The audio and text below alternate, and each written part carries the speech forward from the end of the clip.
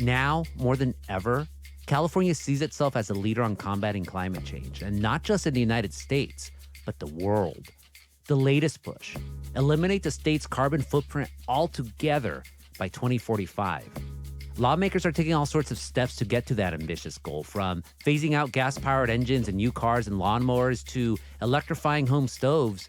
But there's an even bigger plan ahead, one that environmental experts say could derail it all. I'm Gustavo Arellano. You're listening to The Times, daily news from the LA Times. It's Monday, July 11th, 2022. Today, pumping carbon gas into the ground? It sounds like something out of a sci-fi novel, but that's exactly what California says is key to be able to make the state carbon neutral. Can it work?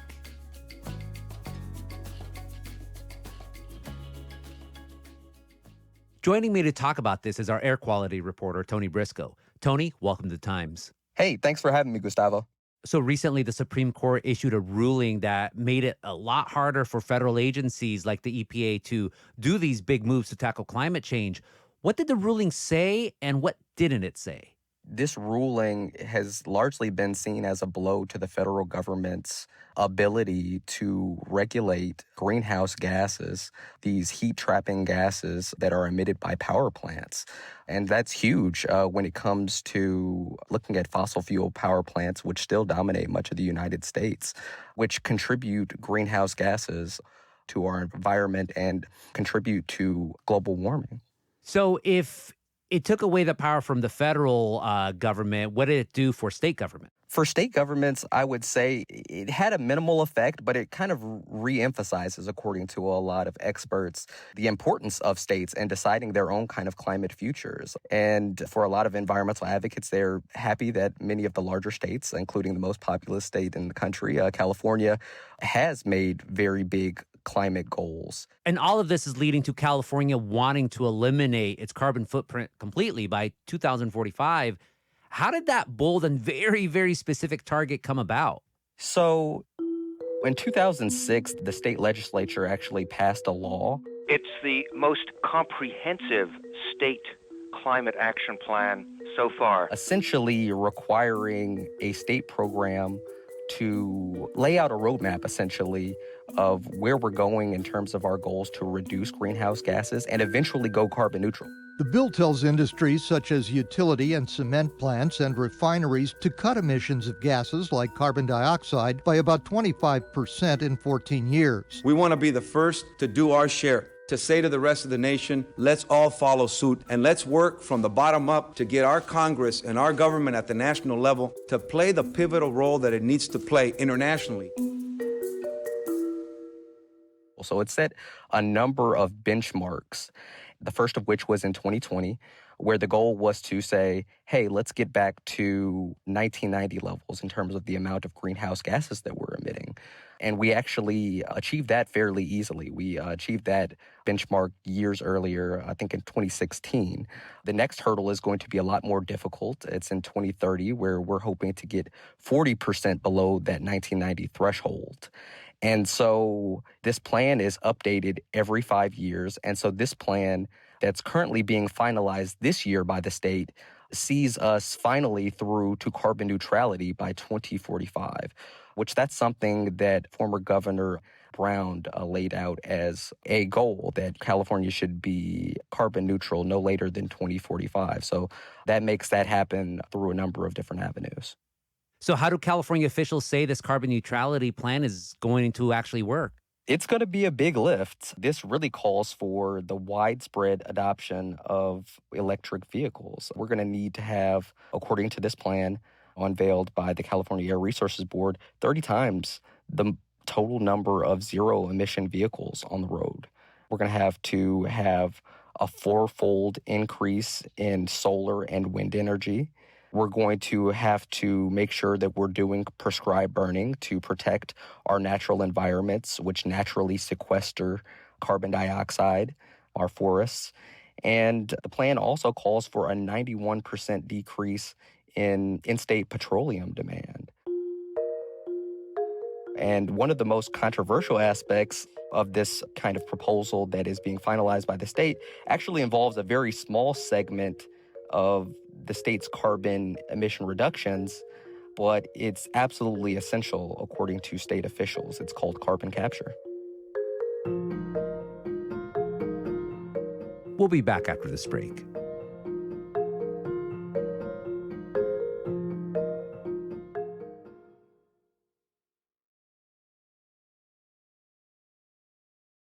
So, Tony, you mentioned this idea of carbon capture, but I can't visualize it. So how does it work? For the average person, myself included, I feel like it's kind of a wonky concept. But essentially, if you imagine, all this is a process of installing equipment to smokestacks of different industry, which essentially capture that carbon. And once you have those emissions, it essentially, instead of those industries pumping that carbon into the atmosphere and warming the environment, they're capturing these emissions and injecting them deep underground. And so that is essentially what carbon capture boils down to, is capturing these emissions from smokestacks, from oil refineries or hard to decarbonize sectors like cement, and manufacturing, these very vital sectors to our economy, and essentially pumping them underground instead of into the environment.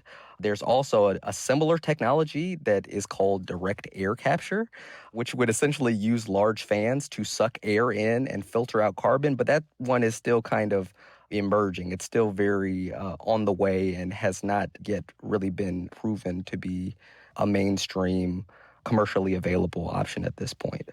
So basically, California wants to trap all these carbon emissions from escaping into the air and then deposit all of that somewhere. But what scale are we talking about? Like, how much space will all of this take up, and how many vacuum-like things do we need to get put out there to become carbon neutral? I guess the vacuums would be, installed to a lot of different industrial areas, and most notably to oil refineries. So you have to think of like the Bay Area and Los Angeles being these big refining hubs, and essentially industry installing this equipment on top of these smokestacks. But then the question remains, well, once you've captured this carbon, where does it go? Where are you pumping it underground? How are you going to transport it to where it's going to be injected deep underground? State officials to this point have identified the Central Valley. That is likely the best place to inject these carbon emissions into rocks that they have, or rock formations that they have deep underground, or some of the old or mature oil wells that they have there. Okay, so if this works, who could possibly be opposed to this? So, believe it or not, there's actually a groundswell of environmental advocates and communities that are opposed to this. A lot of them raised concerns about safety in terms of where is this going to be stored underground? How do we know that once these carbon emissions are being stored underground, that they'll stay there? I mean, we live in a very seismically active state, a very earthquake-prone state. And researchers have suggested that earthquakes could potentially make these underground reservoirs of carbon dioxide susceptible to leaks. So I think that that is a very fair question. And, I think that they're also skeptical because I think a lot of community members and environmental advocates would rather just see direct cuts to this type of industry. If you want to phase out certain fossil fuel use, they would rather see that industry being phased out altogether rather than certain kinds of equipment being installed to capture that technology and allow them to continue carrying on. Another big question as a part of this is, why are companies motivated to pump this carbon underground? What kind of really led to that? And carbon dioxide is actually a very big commodity, believe it or not, to oil companies. They pump carbon underground into very old oil wells to flush out essentially the dregs, the very hardest to get to, the very bottom portion of oil. And they can extract millions of barrels of oil in these mature oil fields, which California has a lot. So a lot of environmental advocates are saying, are we simply trying to pump these carbon emissions underground to avert catastrophic climate change? Or are we doing this to extract more oil and prolong fossil fuel use? Wait, I thought the point of this plan was to go carbon neutral and wean us off of fossil fuels. Yeah, and I think that that's what really, concerns a lot of people at this meeting is that, in asking the California Air Resources Board, they've told me that their current road to carbon neutrality under this proposal to become carbon neutral by 2045, they have not accounted for any of the emissions from carbon capture and sequestration being used in what's called enhanced oil recovery. So essentially, they don't expect any of these companies to pump carbon underground to extract more oil.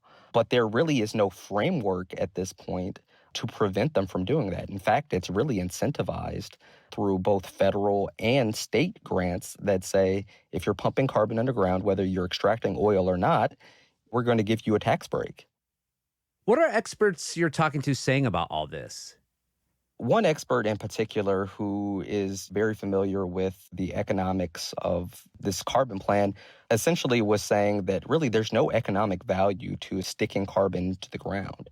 You certainly would get tax incentives from the state and federal government if they're available. The only real incentive for these companies, the only real way that it becomes profitable is if they're extracting more oil. So that really raises a lot of eyebrows for environmental advocates because currently there's about 17 proposals that have been submitted in the state of California in recent years to pump carbon underground as a part of this type of technology, carbon capture technology. And right now, all of those proposals say that they're doing it solely to store this carbon underground, not for oil extraction. But a lot of people don't think that that's what ultimately will happen. Most of these kinds of operations around the globe and within the United States use this as a way to extract more oil.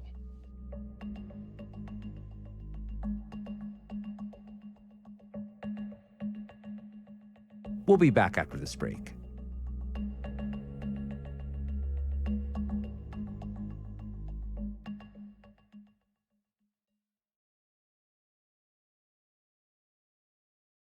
Tony, you were explaining how climate experts are worried about carbon capture because the oil industry is actually using it to extract more fossil fuels.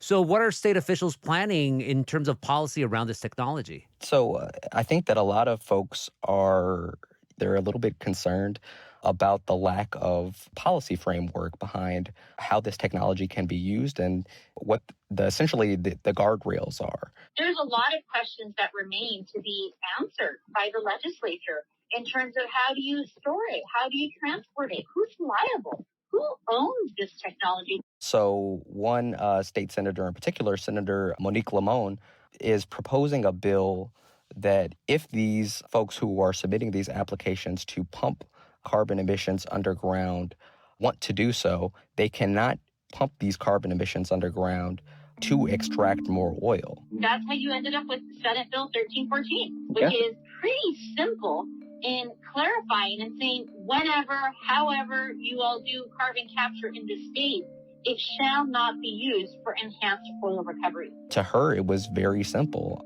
If carbon capture is intended to be a climate strategy, it should not be in the business of creating more fossil fuels. How important is this carbon capture to California's carbon neutral 2045 plan? Like, if this part fails, can California even achieve that goal? It's interesting that you say that because I think that that's very uncertain. To a lot of the critics of carbon capture at these state plans, state officials have said that this is a very tiny segment of emissions. I think that if you look at the peak year that they have, it's going to be like 14 million in like the peak year in terms of reductions that will be, required from this segment. Over the long haul, it could be a couple hundred metric tons of carbon that need to be stored. But California officials are also in line with global climate experts that this is absolutely necessary to achieve our climate goals because there are going to be segments of the economy like, for example, the cement industry. We will need to build more buildings, pave sidewalks, things like that. And this is an industry that requires high heat that can only come from the combustion of fossil fuels. So is this an application that makes sense for that industry since there is no other viable alternative? That's an open question. But does this actually solve the problem of carbon emission? Because I imagine if people know about this and it becomes bigger, they'll be like, oh, well, we could emit all the carbon that we want. We don't have to switch over to electric vehicles. We could just continue driving our old cars because, well, carbon capture is going to take care of the whole problem. Yeah, and I think that, on an industrial level, that's essentially what a lot of folks are concerned about, is if industrial operations can essentially emit the same amount of carbon as they were 20, 30 years ago today, and they're just putting it underground instead of the atmosphere, does that make it better? Another important consideration is the fact that although the greenhouse gases, the carbon emissions are going underground, the toxins associated with these facilities are still going to be emitted by these facilities. So these are things that can contribute to lung cancer and a number of different ailments that are not being put underground. Finally, Tony, from what you're saying, California is already on its way to implement these climate-friendly policies. But it's just California, and failure at the national level still means a less stable environment for the state. So going back to the Supreme Court's ruling on the EPA, what are the implications for California moving ahead with this plan? Yeah, that's the million-dollar question. One critical flaw that folks have pointed out is the fact that this climate plan really only accounts for in-state petroleum demand. And that includes refining oil for what Californians would need. But in reality, California refines oil for a number of surrounding states, including Nevada, Arizona, and I believe Utah. And so even if California is able to reduce petroleum demand in state, the question is how much demand really comes from these neighboring states that we are still supplying. California, like a lot of states, will now be kind of left to their own devices. It really makes each state decision that much more important. Whether that's more investment in incentivizing zero-emission vehicles, whether that's more prescribed burning to protect our forests and habitats that naturally sequester carbon dioxide, or whether that's more investments in green energy like wind or solar, these things are going to be absolutely crucial to paving our way to a carbon neutral future. Tony, thank you so much for this conversation. Hey, thank you.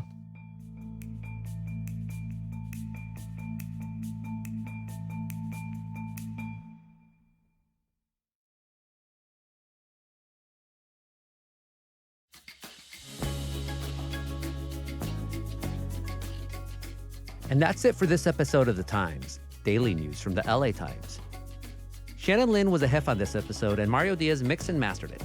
Our show's produced by Shannon Lin, Denise Guerra, Kasha Brasalian, David Toledo, and Ashley Brown. Our editorial assistants are Madeline Amato and Carlos De Loera. Our intern is Surya Hendry. Our engineers are Mario Diaz, Mark Nieto, and Mike Heflin. Our editor is Kinsey Moreland. Our executive producers are Jasmine Aguilera and Shani Hilton, and our theme music is by Andrew Eatman. Like what you're listening to? Then make sure to follow The Times on whatever platform you use. Don't make us Escuche Podcasts. I'm Gustavo Arellano. We'll be back tomorrow with all the news and desmadre. Gracias.